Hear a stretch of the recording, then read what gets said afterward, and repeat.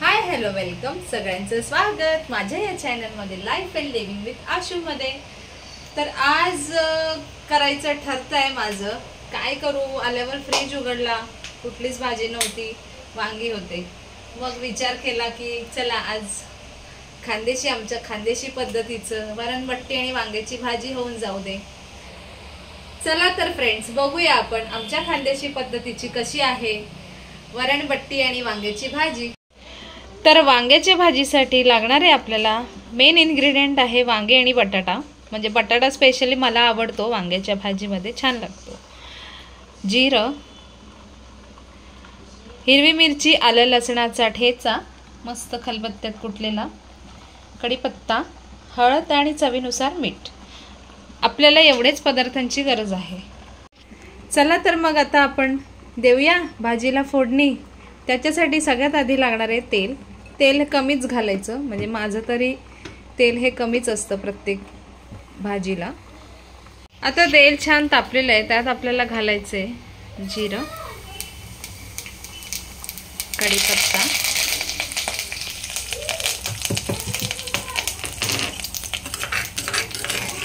आणि तयार करून घेतलेला ठेचा घालायचा आपल्याला।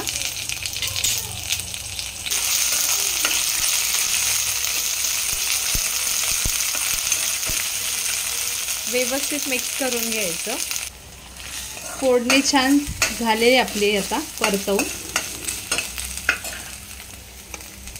हलवू नको। त्यात आपल्याला घालायचे हळद, थोडंसं परतवायचे।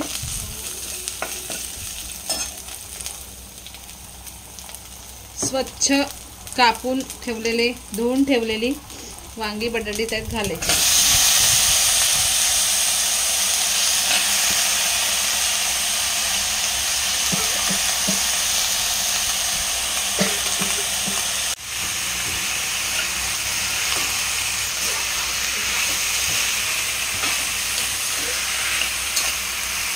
भाजी छान परतवून झाल्यावर त्यात आपल्याला घालायचं आहे चवीप्रमाणे मीठ।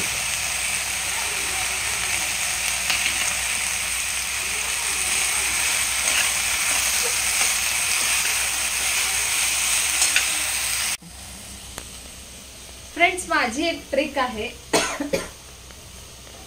भाजी शिजण्यासाठी मला सारखं सारखं बघत बसायला वेळ नसतो, त्यामुळे मी काय करते, एकदा भाजीला फोडणी घातल्यावरती ना ताट ठेवते, ताटावरती मी पाणी घालून ठेवते, आणि मग ही भाजी जी आहे ना ऑटोमॅटिक शिजते, त्याला सारखं सारखं बघत बसायची गरज नसते। आणि मेन म्हणजे प्लस पॉइंट हा एक आहे की ती खाली करपत नाही, तिला जळत नाही, ती भाजी खाली लागत नाही कढईला। त्यामुळे ही ट्रिक तुम्ही नक्कीच वापरून करू शकता। मी असं करून माझी भरपूर कामं होतात घरातली, त्यामुळे मी ही ट्रिक नक्कीच सांगेल तुम्हाला की। तर फ्रेंड्स, आता आपण बघूया बट्टीचं पीठ कसं मळायचं। त्याच्यासाठी घेतलंय बट्टीचं पीठ। बट्टीचं पीठ हे विकत पण मिळतं, पण आमचं हे घरगुती असतं। जर तुमच्याकडे तुम्हाला जर बनवायचंच असेल तर तुम्ही बनवू शकता। जर 1 किलो गहू जर घेतले तुम्ही, 1 किलो गहूला तुम्हाला पाव किलो मक्का टाकावा लागेल। हे जाडं भरडं, म्हणजे हे बघा असं जाडं भरडं पीठ असतं, हे जाड पीठ असतं, असं दळून आणायचं।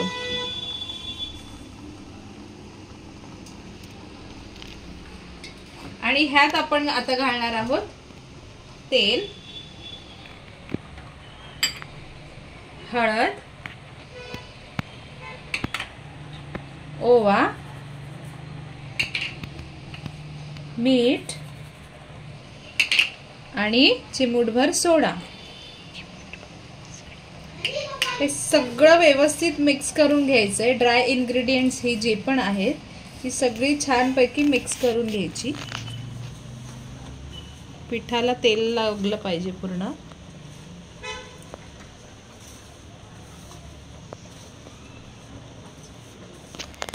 पीठ मळताना आता आपण हे चपातीच्या पिठासारखंच मळून घ्यायचंय। खूप कडक नाही करायचं आणि खूप पातळ पण नाही करायचं, खूप जास्त पण पाणी नाही घालायचं।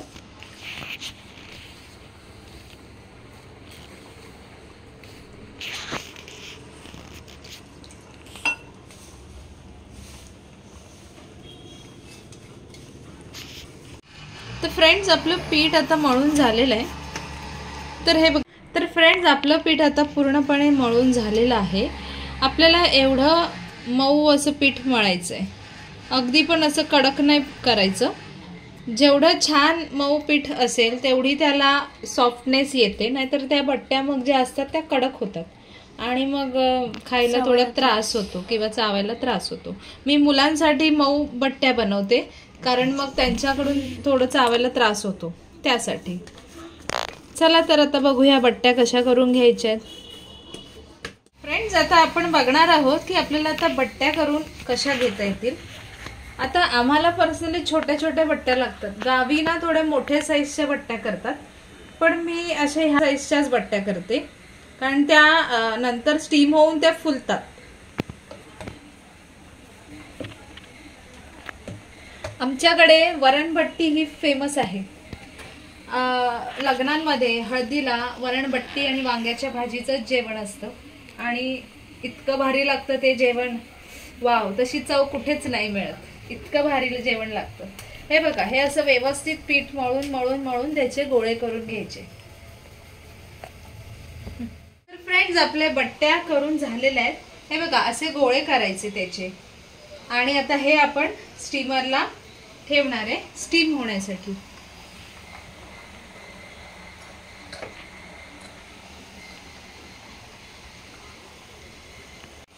अशा प्रकारे आपण सगळ्या बट्ट्या अरेंज करून घ्यायच्या. आपल्याकडे ना लग्नांमध्ये वरणबट्टी आणि वांग्याची भाजी हे फेमस जेवण आहे. म्हणजे हळदीला आमच्याकडे वरणबट्टी वांग्याची भाजी हेच जेवण असतं. इतकं भारी लागतं, वाव, तिथली चवच काही वेगळी. बघूया आपली भाजी कुठपर्यंत शिजली आहे. हे बघा, बघावं लागत नाही भाजीला. एकदा पाणी जर वर ठेवलं असेल ना, मस्तपैकी भाजी तयार होते. ही अशी करपत नाही, काहीच नाही.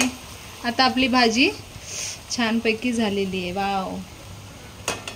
तर आता आपलं आहे फायनल वरण. वरण आम्हाला फोडणीचंच आवडतं बट्टींबरोबर.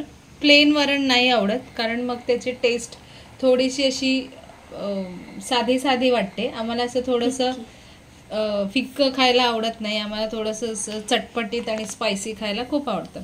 त्याच्यासाठी मी 1 वाटी तुरीची डाळ घेतली. तुमच्या प्रमाणाप्रमाणे तुम्ही डाळ कमी जास्त घेऊ शकता.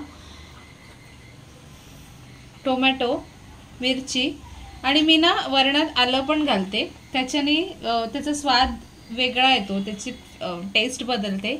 हळद आणि चवीप्रमाणे मीठ. तर वरण बनवायला आपल्याला एवढंच साहित्य लागणार आहे. आता आपली डाळ धुवून झालेली आहे, स्वच्छ डाळ धुतलेली आहे. त्यात मी घालणार आहे टोमॅटो. टोमॅटो वगैरे मी सगळं शिजतानाच घालते, त्यामुळे ते छान एकजीव होतं. मिरची घालायची, आल्याची पेस्ट आणि हळद, चवीप्रमाणे मीठ. हे सगळं छान एकत्र करून 3 शिट्ट्या काढून घ्यायच्या. आता आपण बघूया आपल्या बट्ट्या कशा झाल्यात ते. वाव, हे बघा, परफेक्ट.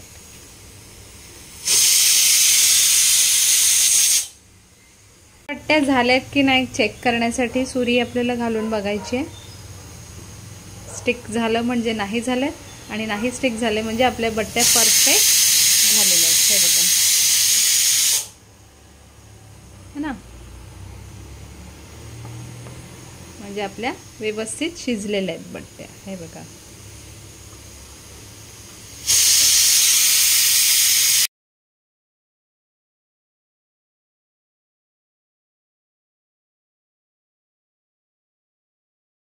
तुला.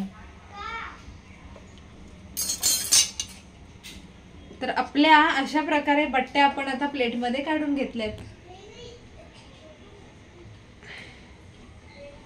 आता आहे ना, बट्ट्या तळण्यासाठी तूप गरम करत ठेवलेलं आहे. आम्हाला तुपात तळलेल्या बट्ट्या आवडतात. आणि एकीकडे आपण वरणाला सुद्धा फोडणी घालून घेऊया. शुद्ध तूप आहे, मस्त. इथल्या तुपाला एवढं हे नसतो, कलर आणि ओरिजिनल असं मस्त. हे बघा किती छान आहे, तापल्यावर छान दिसतंय. तर मग घालून घेऊया वरणाला फोडणी. तूप मस्त तापलेलं आहे, त्यात घालूया मोहरी, कढीपत्ता आणि मला लसूण ना असा सालासह ठेचलेला आवडतो वरणासाठी, त्यामुळे तो लसूण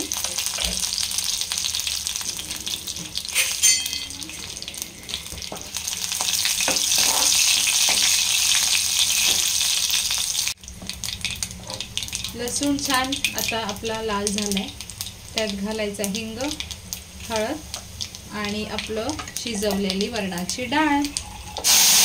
मस्त अशी कडक फोडणी बसली पाहिजे वरणाला.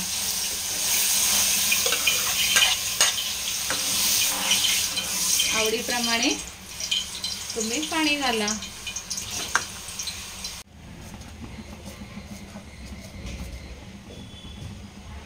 आणि लास्टला मस्त त्यावर टाकायची कोथिंबीर.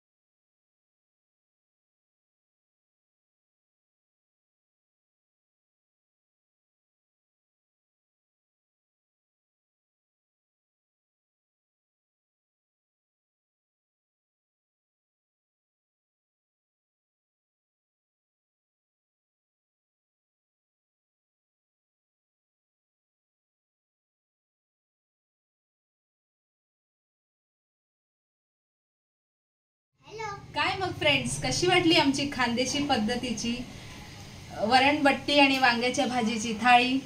सगळ्यांनी या मग एन्जॉय करायला.